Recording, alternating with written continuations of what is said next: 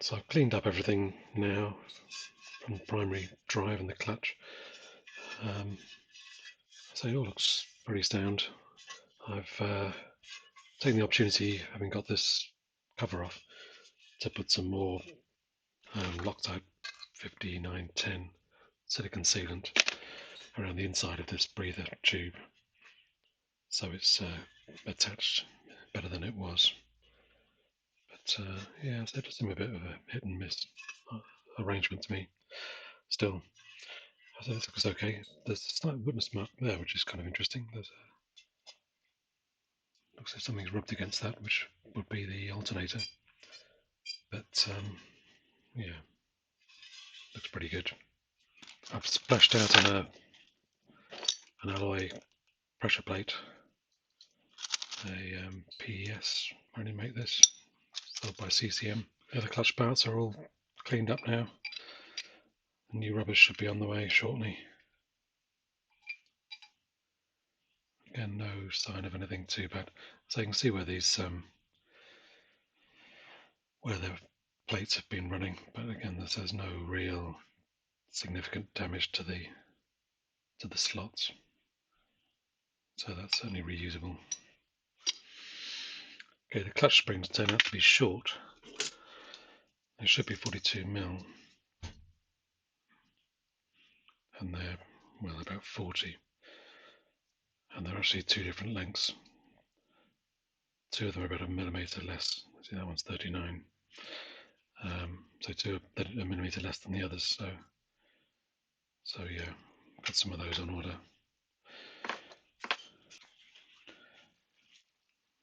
Yeah, footrest looks okay too. So this one is relatively tight.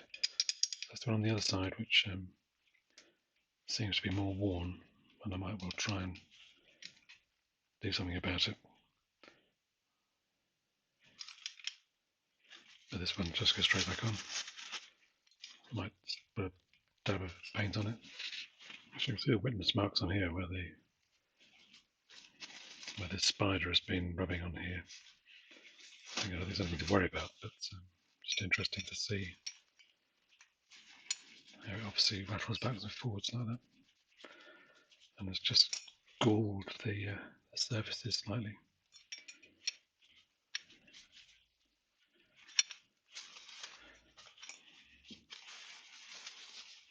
It's a bit of a strange mark there.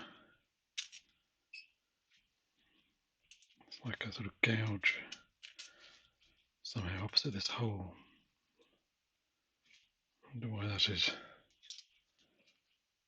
I guess it's probably when somebody's knocked over the tap washer. We just gouged a bit into there. So according to the book, these plates should be 4.24mm thick, and the minimum acceptable is 3.49. So just a look at a few of them. And that one's 3, 2.99.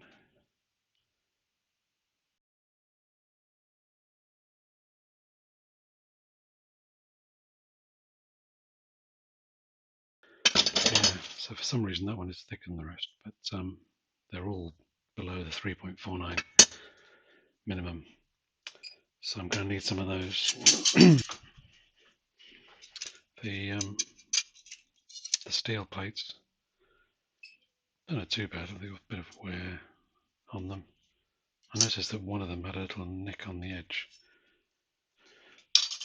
which looked as if it might have been dropped on the floor. That's this one.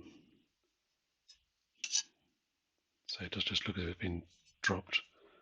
Not by me, I don't think. So I'll just dress that up with a file. Put that to one side for now. Right, the Cush rubbers have arrived. And I must say they're amazingly small. Like any Cush rubbers I've had anything to do with before have always been like a sector shape, whereas these are just little round ovoids, I guess. Anyway, so here's the hub. I think there's only one way it fits. It won't go this way because the screw holes don't line up. So it's got to be this side, which makes sense. And the paddle wheel has got to go that way up, I think. Again, you can see the sort of witness marks on here, so it's got to be this way. And then the nut fits in there with its washer. So that all seems right. So these, I guess, just fit in here. It talks about in the manual not using any kind of oil or grease to lubricate these, but to use washing up liquid instead, or some kind of soap. I wonder if I can get away without using anything. If I can just get some torque on this, I'll work out a way of doing that. Right, so I've taken an old spanner, which I'd already cut in half years ago to do some job or other. I just ground a bit off the side, and that fits in there pretty well now. So let's try that.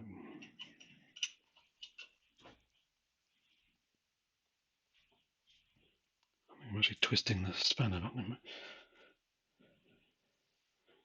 yeah, sure enough, the spanner is twisted.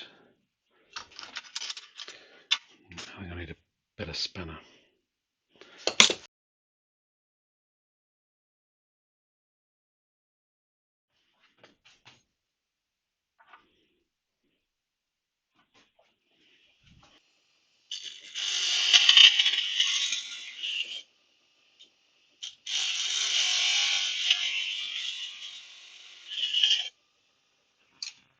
Right, so I've ground that spanner, I've got a thicker one this time, ground that spanner down, and it's a pretty good fit in the splines. It's quite snug side to side, but also twisting as well, so with a bit of luck that might just give me enough grip on the splines and the rotor to get some decent force on it.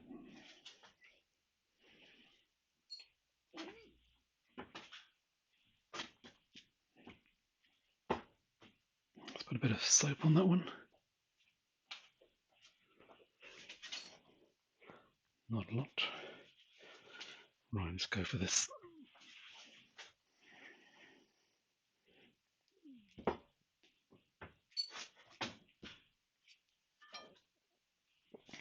Yeah, pretty good. Let's try this one next. Tiny bit of soap, not too much. It's getting stiffer with every rubber I put in.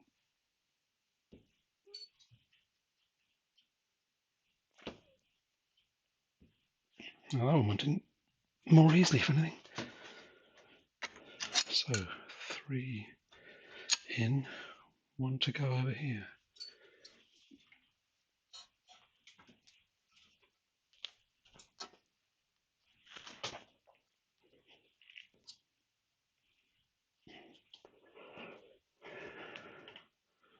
Good.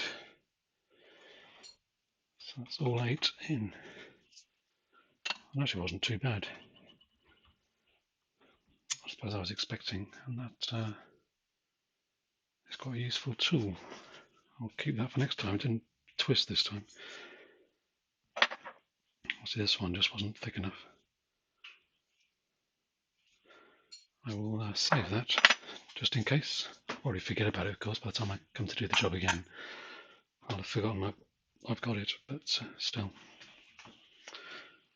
Right, so this must fit on there.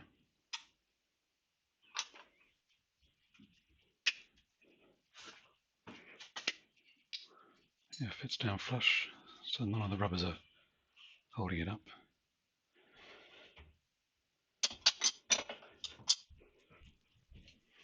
I will put some Loctite on these screws and whip them back in.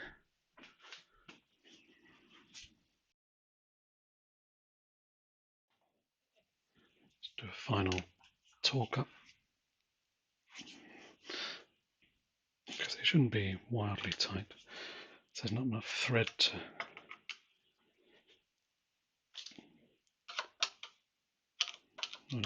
take too much torque.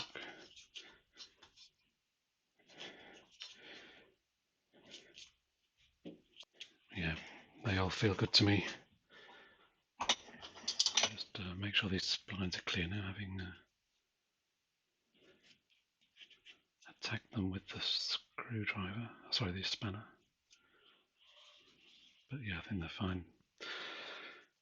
Right, so just need the clutch plates to arrive now. Okay, some new springs have arrived. These are the old ones. Wow, that's way longer for a start. Almost seems too long.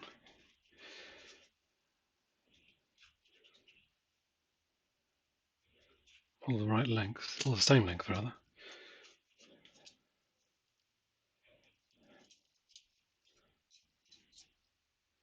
40, nearly 44.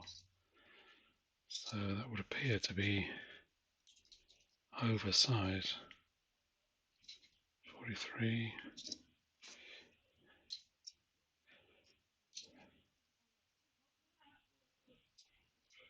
43, 44.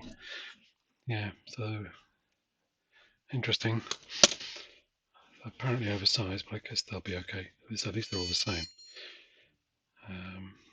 Of interest. So 1, 2, 3, 4, 5, 6 turns.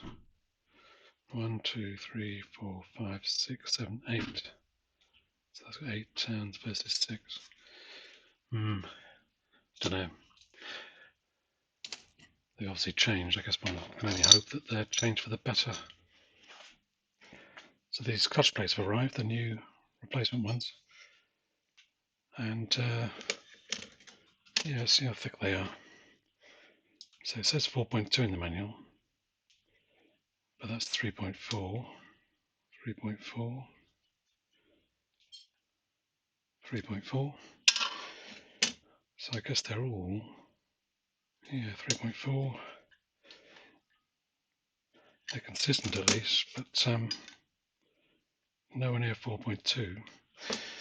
These original ones, the ones I took out, they're all 3 or less than 3, 2.95. So yeah, the new ones are definitely thicker, but I think 3.2 is the thickest that I've found on the old ones. And these say these are all 3.4. So they're all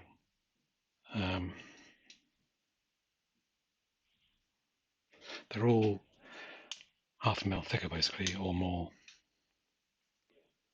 So yeah, a bit weird really, but I guess this is what they should be. Because if they were 4.2, then the whole pack would be significantly thicker and maybe too thick to fit into the basket.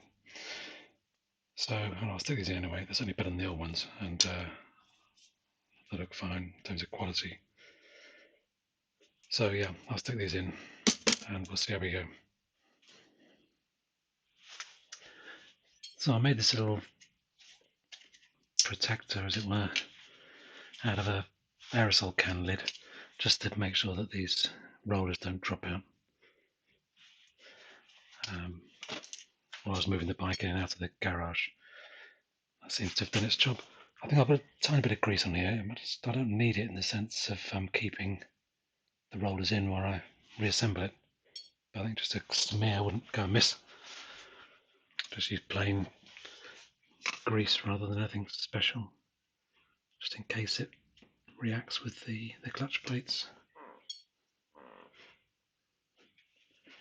Take off the excess because it'll only get thrown out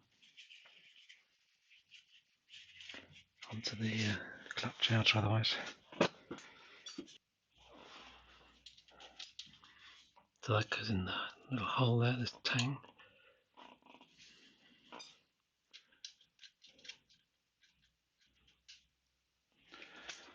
So I've just put a clamp on the back brake arm, having taken the brake pedal off.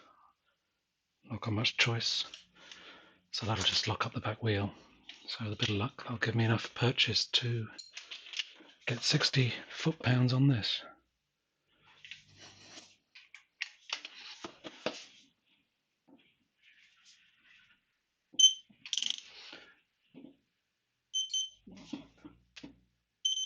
There we go, plates in.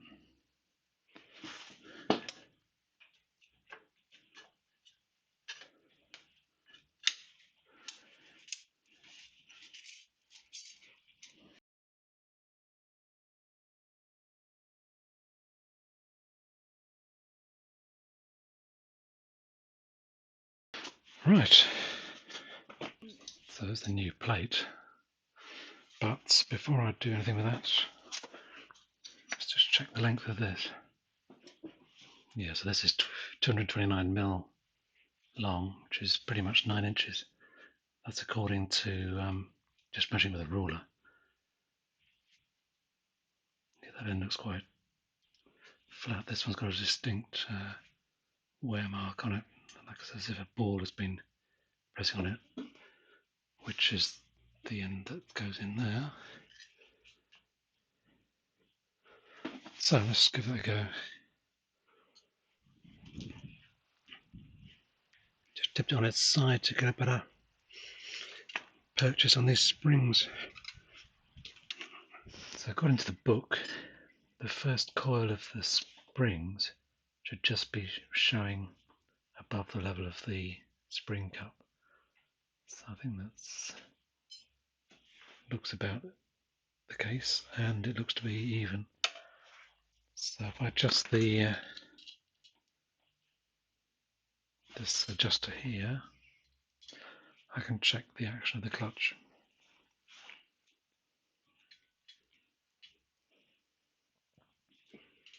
So I guess if I come in, so it just starts to lift.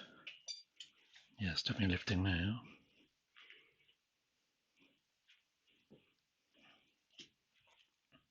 So that's clear, and that's on the push rod. So if I just give it a bit of slack, guessing about there. There's always the adjustment on the handlebar end, of course, on the cable.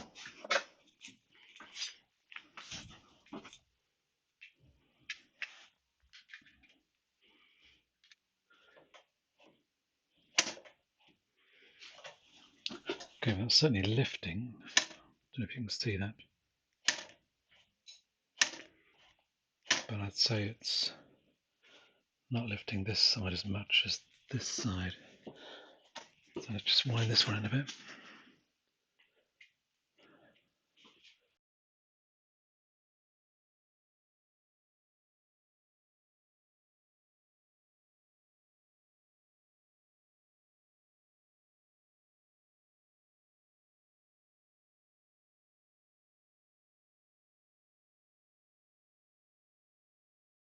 Right, that looks pretty good to me.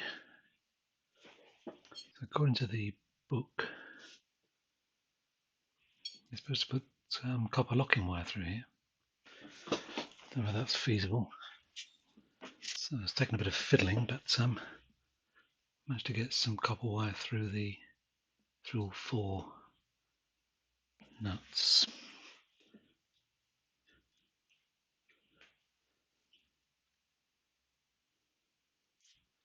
Just do this up gently.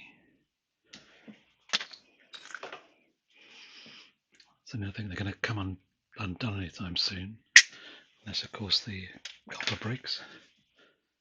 This is just some 2.5mm building wire, electrical building cable, the earth conductor out of that.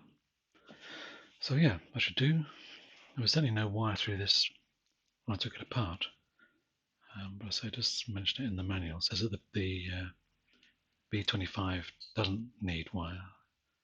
but the B50 should have wire, and there's certainly holes for it in the nuts. So I'm sure if you're in competition, it's probably essential, but I wouldn't have thought it was vital not for a road machine. But still, it says we should, so no harm in it, I guess. Just taking the opportunity to spray the brake pedal while I've got it off the bike. I noticed that it's got a joint. It's been welded back together. It's obviously snapped there at some time, and someone's welded it back together, but the weld looks okay.